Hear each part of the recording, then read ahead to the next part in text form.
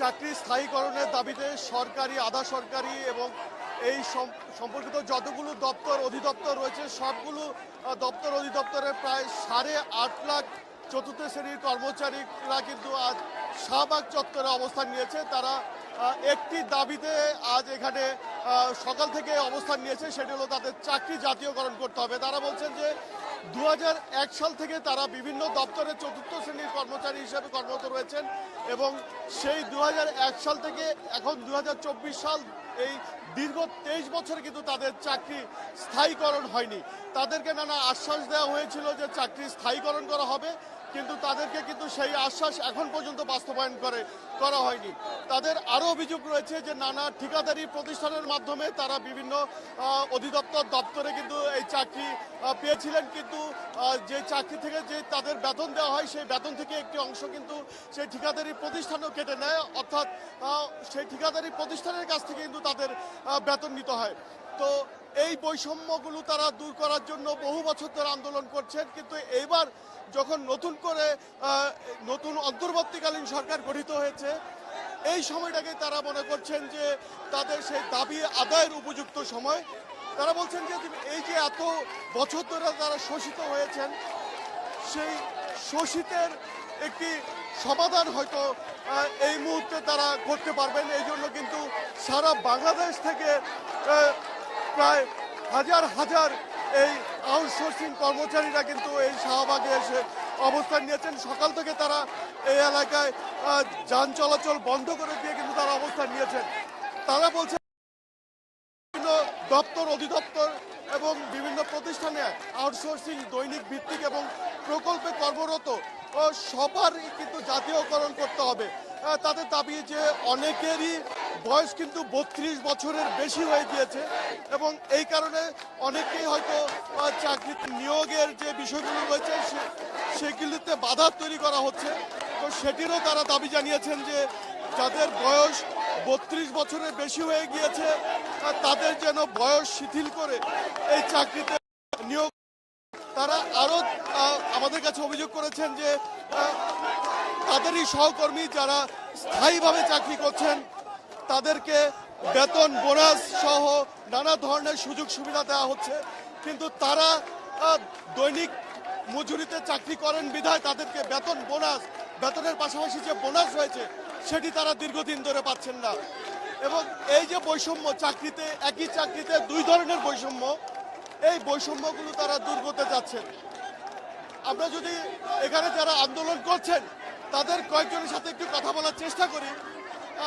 আপনারা তো দীর্ঘদিন ধরে আন্দোলন করছেন, আপনারা আসলে দীর্ঘদিন ধরে এই আন্দোলনগুলো করছেন, এই দীর্ঘদিন ধরে আন্দোলন করছেন। 2001 সাল থেকে আমরা দেখতে পেয়েছি আন্দোলন। কি অবস্থায় আছেন এখন আপনারা একটু যদি বলেন। আমরা খুব নির্যাতিত, আমাদের দেয়ালে পিঠ লাগিয়ে গেছে, আমরা পিছনে যাওয়ার কোনো রাস্তা নেই, আমরা সামনের দিকে আগাইতে হবে। আমাদের ছেলে মেয়ের মুখের কোনো ভাত দিতে পারি না, আমাদের ভবিষ্যৎ নাই। অট্টালিকার মতো বিল্ডিং এ আমরা থাকি, অথচ আমাদের গায়ের উপরে বৃষ্টি পড়ে, আমাদের কোনো স্থায়ী ঠিকানা নাই। আমরা ডেলিভারি হওয়ার পরে আমরা 3 দিন ছুটি পাই না। কথায় কথায় আমাদেরকে বলে লাথি মারে বের করে দিবে। আমাদের কি ভবিষ্যৎ আছে? এত বড় বড় প্রতিষ্ঠানে চাকরি করি, আমাদের কোনো পেনশন নাই। করোনার সময় আমরা যুদ্ধ করে গেছি, ইবোলা গেছে, জ্বালাও পোড়া, সব দিক দিয়ে আমরা আছি, অথচ আমাদের কোনো বেতন নাই, আমাদের কোনো নির্দিষ্ট সময় বেতন পাই না, আমাদের কোনো ভাতা নাই, কোনো বোনাস নাই। তাহলে আমরা কিসের জন্য স্বাধীন বাংলাদেশে আছি? দ্বিতীয়বার দেশ স্বাধীন আমাদের কিচ্ছু নাই। বোনাসের যে বিষয়গুলো রয়েছে প্রতি বছর তো 2টো করে অন্তত বোনাস দেওয়ার কথা রয়েছে। আমাদের কোনো কিচ্ছু দেয় না, আমাদের কোনো বোনাস নাই, আমাদের বেতন ছাড়া কিচ্ছু নাই। আমরা বছরের কোনো ভাতা নাই, কোনো কিচ্ছু নাই। আমাদের একটা লোক মারা গেলে, আমার বাবা মা মারা গেল, আমাদের কোনো ছুটি নাই। তারপরে আমাদের আত্মীয় স্বজন মারা গেল, ছুটি নাই। আমাদের একটা আউটসোর্সিং এর যদি কোনো ডেলিভারি হয় তাদের সেদিনই ডিউটি করতে হবে, না হয়তো অন্য কোনো লোকদের ডিউটি করাতে হবে। আমাদের কোনো আমরা সুবিধা পাইতেছি না। শুনছিলেন আসলে তারা বলছিলেন যে তারা প্রতিদিন যে চাকরি করেন অর্থাৎ দৈনিক মজুরি ভিত্তিতে কিন্তু তারা সেখান থেকে অর্থ পান। এর বাইরে প্রতি বছর অন্যান্য প্রতিষ্ঠানে, শুধু অন্য প্রতিষ্ঠানে নয় তাদেরই প্রতিষ্ঠানে যারা অন্য কর্মচারী রয়েছেন বা অন্য কর্মকর্তা রয়েছেন তারা বছরে 2টো করে বোনাস পেলেও তারা আসলে কোনো ধরনের বোনাস পান না। মোট কথা তাদেরকে একটি বৈষম্য তৈরি করা হয়েছে এবং এই বৈষম্যের কারণে তারা আজ এই শাহবাগ চত্বরে এসে যানবাহন বন্ধ করে দিয়ে তারা কিন্তু এখানে অবস্থান নিতে বাধ্য হয়েছেন। এবং আপনি দেখতে পাচ্ছেন যে এখানে হাজার হাজার আউটসোর্সিং কর্মচারীরা কিন্তু তারা এখানে এসে অবস্থান নিয়েছেন এবং তারা কিন্তু বলছেন যে বছরের পর বছর ধরে তারা শোষিত হচ্ছে। তো সেই শোষিত হওয়া অর্থাৎ তাদের ভাষায় আউটসোর্সিং দাস প্রথা, কৃতদাস প্রথা, এগুলো বাতিল করে সকল ধরনের অনিয়মের বিরুদ্ধে তারা আজকে সোচ্চার হয়েছেন এবং সরকারি যে দপ্তর অধিদপ্তরে নিয়োজিত আউটসোর্সিং কর্মচারী রয়েছে তাদের চাকরি স্থায়ীকরণ আসলে করতে হবে এবং এই স্থায়ীকরণের দাবিতেই তারা আজকে এই শাহবাগ চত্বরে মহাসমাবেশের ডাক দিয়েছেন। এবং তারা আমাদেরকে কিছুক্ষণ আগে জানিয়েছেন যে যতক্ষণ পর্যন্ত না আসলে তাদের এই দাবি পূরণ হচ্ছে ততদিন পর্যন্ত তারা এখানে অবস্থানে থাকবেন এবং যতক্ষণ পর্যন্ত না আসলে সরকারের উচ্চ পর্যায় থেকে তাদের কাছে কোনো ধরনের আশ্বাসের বাণী না আসে, অর্থাৎ যতক্ষণ পর্যন্ত তারা নিশ্চিত হতে না পারছেন যে তাদের বছর পর বছর ধরে যে তাদেরকে যে আশ্বাস দিয়ে আসা হয়েছে সেই আশ্বাস যতক্ষণ পর্যন্ত বাস্তবায়ন না হচ্ছে ততক্ষণ পর্যন্ত তারা আন্দোলন চালিয়ে যাওয়ার ঘোষণা দিয়েছে। আমরা যদি আরেকটু সামনে আপনাদেরকে দেখাতে চাই, এখানে আসলে রাজধানী সহ সারা দেশ থেকে আসলে আউটসোর্সিং কর্মচারীরা এসে উপস্থিত হয়েছেন।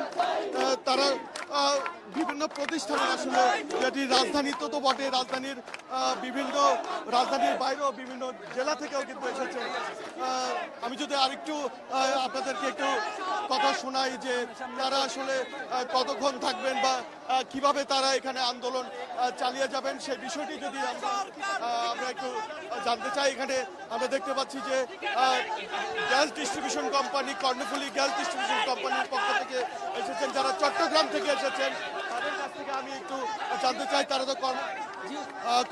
তারা তো এসেছেন চট্টগ্রাম থেকে, আমরা একটু তাদের সাথে কথা বলতে চাই যে আমরা আসলে একটু কথা বলতে চাই আপনাদের সঙ্গে। আপনারা তো সেই চট্টগ্রাম থেকে এসেছেন, চট্টগ্রাম থেকে এসেছেন কর্ণফুলী গ্যাস ডিস্ট্রিবিউশন কোম্পানি। আসলে এমন কি অবস্থা হয়ে গিয়েছে যে চট্টগ্রাম থেকে রাজধানীতে আজকে সমাবেশ করতে এসেছেন? আমরা দীর্ঘদিন থেকে অনেক কিছুতে বঞ্চিত। আমাদের একটাই দাবি, আমাদেরকে জাতীয়করণ করা হোক। আমরা দীর্ঘদিন যাবৎ সব কিছু থেকে বঞ্চিত। কয়টা কথা বলবো আর কি, এই জন্য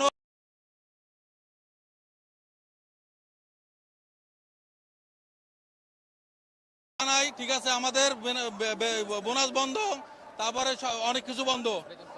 এক একজনের চাকরি করে দীর্ঘদিন যাবৎ, তার কোনো অধিকার কোনো বলতে কিছু নাই। আমাদের দাবি, আমাদেরকে জাতীয়করণ করা হোক, আমাদের একটাই দাবি। আমি জানতে পেরেছি যে অনেক ঠিকাদারি প্রতিষ্ঠান আপনাদেরকে নিয়োগ দেয়, তো সেক্ষেত্রে বেতনগুলো যখন আপনাদের হাতে দেওয়া হয় তখন ঠিকাদারি প্রতিষ্ঠানকে কি আপনাদের কোনো অর্থ দিতে হয়? আমাদেরকে অবশ্যই দিতে হয়। আমাদের থেকে একটা ব্যাড ট্যাক্স আমাদের থেকে একটা কাটা হয়। আর বিশেষ করে আমরা এখানে আসছি যে আমরা বিগত 16 বছর, কেউ 18 বছর, কেউ 20 বছর যাবৎ স্ব কোম্পানিতে আমরা কর্মরত। কিন্তু রিসেন্টলি আমাদের কর্ণফুলীতে একটা নিয়োগ হয়েছে কর্মচারীর। আমাদের যাদের বয়স চলে গেছে, আমাদের কাউকে অগ্রাধিকার দেওয়া হয় নাই। আমরা অনেক চেষ্টা করছি, আমরা মতামত ডাকা, আমরা হাইকোর্টে একটা রিট করছি আমাদের বয়স শিথিল করে আমাদেরকে নিয়োগে আবেদন করার সুযোগ করে দেওয়ার জন্য। তারা আমাদেরকে সেই সুযোগটা পর্যন্ত দেয় নাই। তারা আমাদেরকে রাত দিন এরকম